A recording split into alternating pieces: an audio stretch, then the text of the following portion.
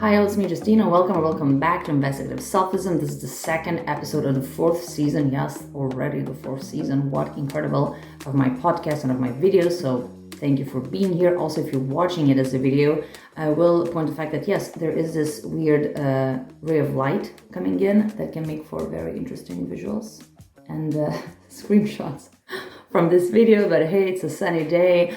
Oh no, so horrible. But so the topic of today, before I distract myself completely, is let's get real, right? Because that's the umbrella, like the big topic of my whole season. And as I've said it earlier in the first actually episode, let's get real about what? Today, let's get real about our social circle. And I think you probably heard, right, that yes, the people that we surround ourselves with, they're very important. And I hope that you agree, right? So today I want to talk about why exactly, right, and what concrete steps we can take, like what are the actionable items that we can sort of keep in mind when we're assessing sort of, our social circle and thinking how we can actually improve it. And I want to start with a very personal story, which is something that I think, sadly, maybe many of us can relate to, and that is now I'm back home in Lithuania. I'm spending most of the time with my mom, which is like super lovely. And I think at least that the way we communicate, like we talk a lot, I ask her questions, like I'm actually interested in how she's doing, how she's feeling, right? So making her feel seen and most of the time understood, and that I hope that that's what I bring to every interaction that I'm having with people. Obviously the success level, might vary there, but at least the intention is there, like for me to be present and to be engaged. And I've noticed how that is sadly very uncommon where she lives in this small town. And many people, you see them, you meet them, and they're just gonna start telling about themselves, what their day about, like what their kids are doing, if someone bought a house, if the friends of the kids bought houses somewhere. And I'm just like, oh my God, like what, like, wait, I'm just like, what's happening? I'm so not used to that kind of interactions. And I'm wondering, like, are you going to ask a question? Like, what, like, are you just going to talk about yourself? Like, what's going to happen? And, I mean, obviously that relates to people's communication and social skills, right? So it's not about like people being bad people, but that's how they sort of learn how to communicate. And then I think that the opposite, right? That we all had like the feeling of being seen, being understood, right? Some being like engaged and present, and like you leave an interaction and you feel energized, or you learn something, or just there's a certain feeling that this interaction creates. And so if we know the feeling, why wouldn't we be going for more of that feeling in our lives? And obviously that's how and why it relates to our social circle. So I think it's those sayings that we're the average, right, of the people that we spend time with, obviously very much influenced by our friends, or sometimes maybe not friends, just people we spend time with. I think that's known. But if we're getting real, about how important this is, if we say that, yeah, this is very important, and I want to have that good influence, I want to have those engaging conversations, I want to be learning from people, I want to be inspired by people, I want to laugh because I'm with someone, right? And obviously that includes serious conversations and sometimes very sad topics, and situations where we have to be there for each other. So it's not always about like joy and positive things, but about everything, about the richness that we want, I hope, from relationships. So obviously it's a bundle of things, but just the quality of that connection, I think, is what matters, right?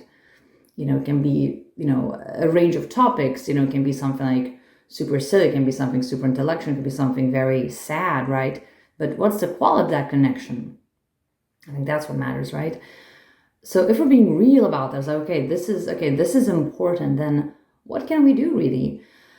And I think several things we can do, right, in this case, when we're sort of analyzing what our social circle is, and that is really just to ask ourselves those good quality questions. And we always start with honesty. I think with anything, right? Awareness and honesty. Okay, how am I doing?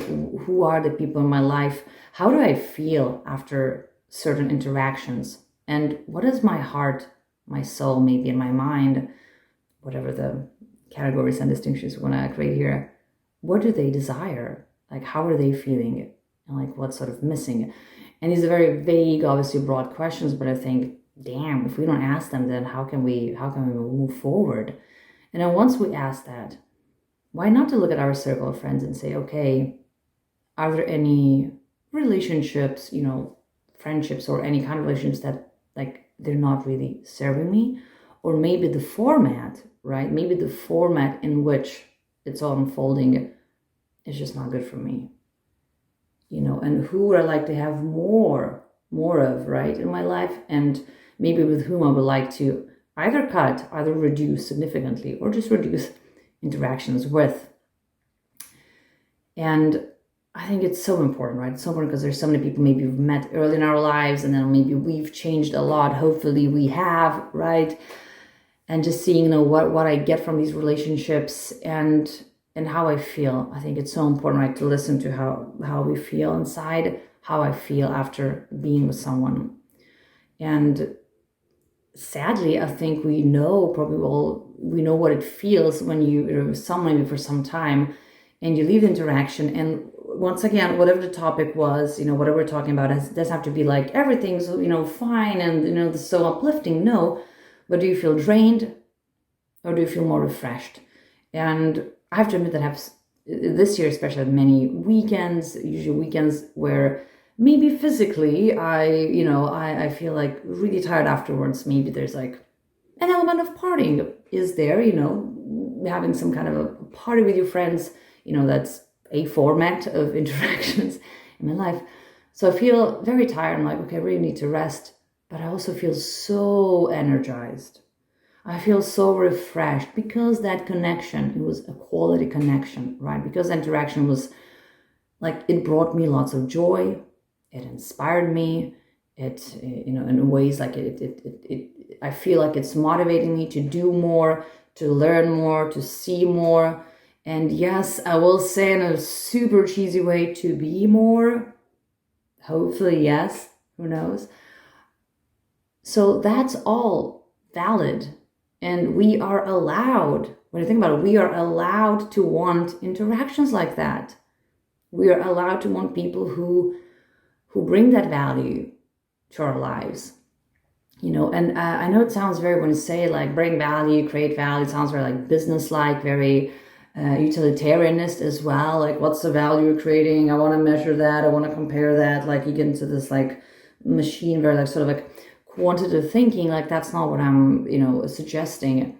But also suggesting to remember that that's how we create our inner worlds, and then we create outer worlds by what we put into our minds. And obviously people who surround us, they get if we want it or not, and sometimes we don't in some situations, but they get into our minds. So it's like a way to protect them as well.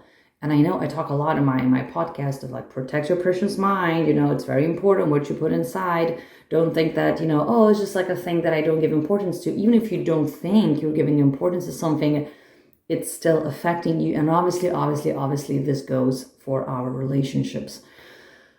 So to maybe take some time to take that inventory of, okay, who am I spending my time with? Who am I, or maybe, talking every day or talking a lot, or who am I exchanging messages with, right? It does have to be the actual, offline interaction, but like, what's happening?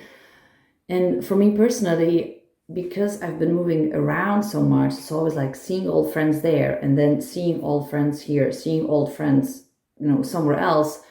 But then also being very conscious about like, who are the new people that I've met, for example, that I met this year. And from these people, who do I want to keep in touch with? Because then I have to put some time into that, right? I have to very actively keep the people in my life, old friends and new friends. So I think for me, moving around, just like going from country to country, kind of switching continents, like almost every year for 15 years, it's a long time. I sort of, at some point, I had to admit to myself that, hey, if I want to keep these lovely people in my life, that's not going to just happen by accident. I have to put conscious effort. So years ago, I was like, okay, so I have to bring that intentionality to my friendships as well, including, so keeping the people and maybe saying that, you know what, if this sort of goes away, like these friendships, these relationships, if the format is changing, it's okay. So I hope you, I don't want to say do the same, but I hope you take the time. I hope you see yourselves as important enough to once in a while look around and see, okay, who are the people that are in my life? And some people, I know, like family members, we cannot choose, yes, and still we can set healthy boundaries with them. Yeah, difficult, very, very, very, very difficult, but possible. But then who are the people that we're choosing? Who are the people that are spending time with? And if we feel that, ooh, actually these are really lovely people, but like I don't feel like we're in touch enough, then today, right now, you can send a message. You can send a voice message, maybe on WhatsApp. You can send, I don't know, I don't want to say an email, very formal, but maybe, right? Like today, you can put that effort. You can put that effort to get in touch. You can put that effort and say, you know what, we haven't talked in a long time. Let's do this. You know, you can, like, that's very actionable. That's very actionable. So I hope, if anything, at least that, maybe you can just think of like 1, 2 people that you think that I love it. I love them, and I love it that I have them in my life. And why not to say it? Why not to put that effort? So I hope you do. So once again, thank you so much for being here. Thank you for wanting to get real about different aspects of our lives. And I'll see you soon.